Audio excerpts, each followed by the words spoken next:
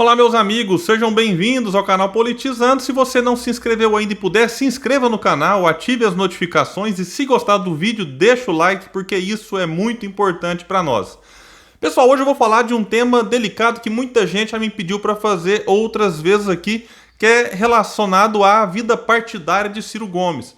A gente sabe que ele já passou por diversos partidos e alguns opositores, algumas pessoas que não podendo chamá-lo de corrupto, nem de despreparado, nem de incompetente, nem de não ter um projeto para o país, tentam pegar em alguns detalhes para tentar desqualificá-lo. Então vamos ver como que foi essa vida partidária do Ciro, que o próprio reconhece que foi um pouco tumultuada. Bom, e um detalhe importante aqui para deixar registrado. Eu particularmente admiro alguns políticos que só passaram por um único partido, como é o caso de Brizola.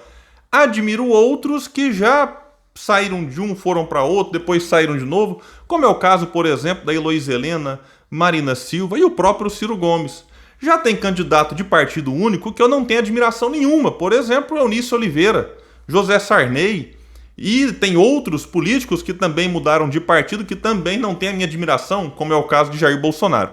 Então a questão que me parece aqui não é se teve um, dois ou três partidos, mas qual é o princípio que norteia a vida dessa pessoa. E aí eu considero melhor você mudar de partido para não mudar de princípios do que ficar num partido e mudar os próprios princípios. Então essa é uma questão importante. Bom, vamos falar então aqui do Ciro. O Ciro que teve o seu primeiro partido em 82 foi o PDS. Aqui já começa um ponto polêmico porque o PDS é oriundo da antiga Arena que deu sustentação ao regime militar. E aí muita gente fala, o Ciro foi filiado à Arena. Não foi. Antes desse processo aqui, que iniciava ali a redemocratização do país, o Ciro era vinculado ao movimento estudantil, ao que ele próprio chamou no Roda Viva de 91, mais vinculado ali à esquerda católica.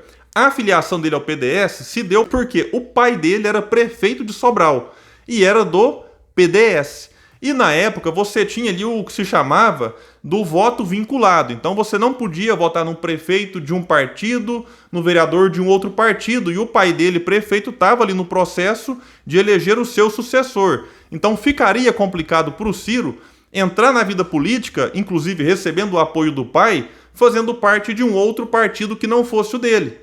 Então essa aqui é uma coisa que realmente causa algum constrangimento, mas que o Ciro explica com muita naturalidade. E aí ele foi eleito deputado estadual e já em seguida sai do PDS e vai para o PMDB. Assume lá o seu mandato de deputado estadual, lá já na capital Fortaleza, inclusive fazendo oposição ao governador que foi eleito pelo seu partido, na ocasião ali, Gonzaga Mota. E aí muitos comentam que o Ciro ali como deputado estadual já dava sinais de que era um deputado diferenciado, ele que trazia um discurso mais preocupado com a questão nacional, e nesse período é que ele vai se aproximando de Tasso Gereissati, que não era político com mandato ainda, foi eleito em 86, mas era alguém muito bem articulado ali no setor comercial, no setor industrial.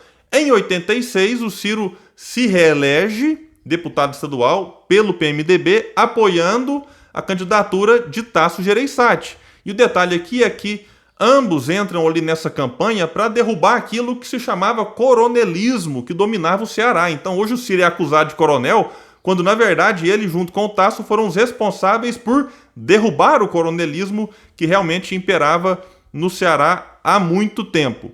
E aí em 86 ele se torna o líder do governo estadual na Assembleia Legislativa do Ceará. Ele enfrentou reações dos parlamentares quando Tasso quis fazer ali e fez o enxugamento da máquina administrativa, porque era muito comum que o mesmo funcionário recebesse vários cheques, né, e às vezes nem estava no Ceará. Então Tasso realmente fez um movimento ali que causou polêmica. O Ciro teve uma atuação muito importante na Assembleia, ganhou a confiança do Tasso e recebeu dele o apoio para ser o candidato à prefeitura de Fortaleza, saindo ali de praticamente zero nas pesquisas e sendo eleito em 88, assumindo então a prefeitura em 89. E aí o PMDB, tomado por figuras do estilo de José Sarney, herdeiros do velho estilo coronelista, que não combinava em definitivo com a figura e com o estilo de Ciro Gomes, então o Ciro fica desconfortável e vai para o PSDB, um partido recém-fundado, e que inclusive ele ajudou a organizar o partido lá no estado do Ceará. Então Tasso Gereissati, nesse momento, também sai, e os dois migram para o PSDB, e o Ciro, em 90, é eleito primeiro governador pelo partido, governador do Ceará.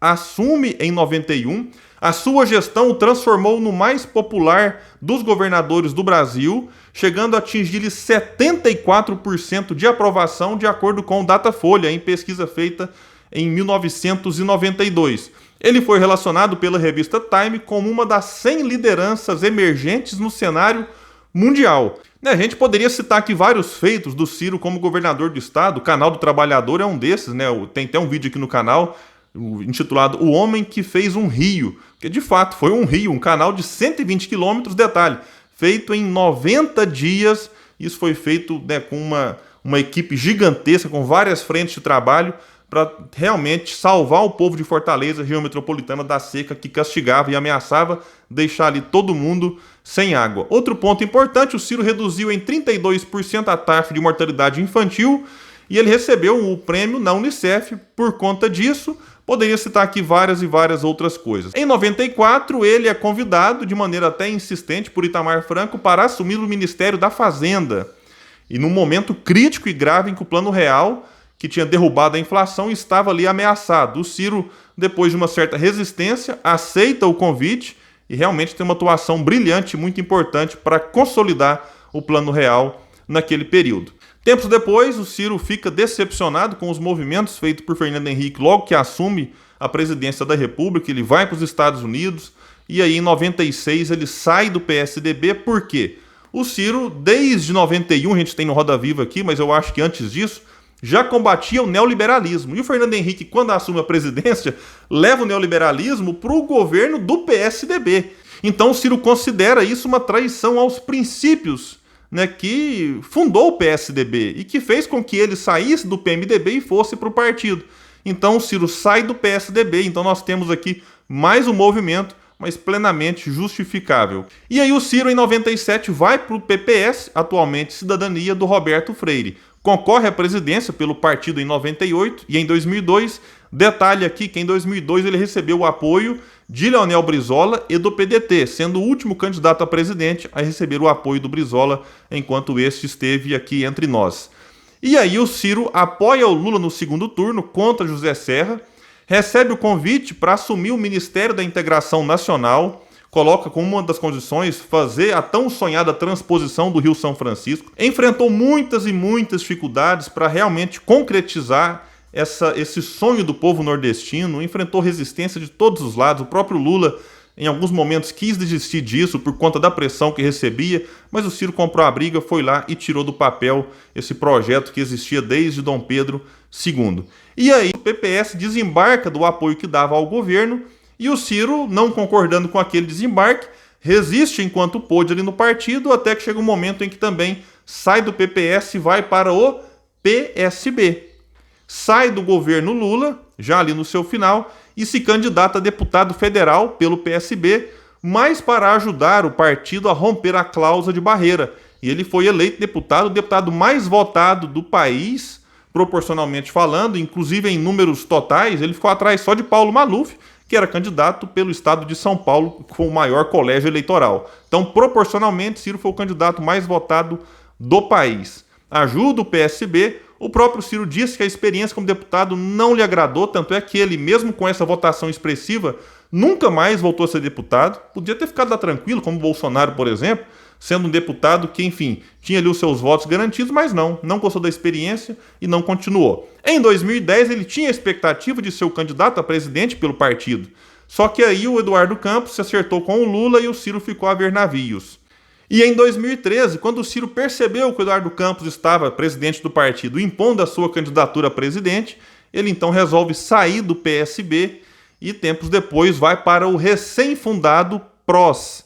Ficou nesse partido só por 2 anos. E aí realmente a passagem pelo PROS foi uma passagem bem apagada, o Ciro não se candidatou a nada por ele, e em 2015 recebeu o convite e mudou então para o PDT. Então o próprio Ciro reconhece em vários vídeos, né, que realmente tem uma vida partidária um pouco tumultuada, isso pode sim já ter prejudicado ele em um momento ou outro, e que também pode soar estranho para alguns.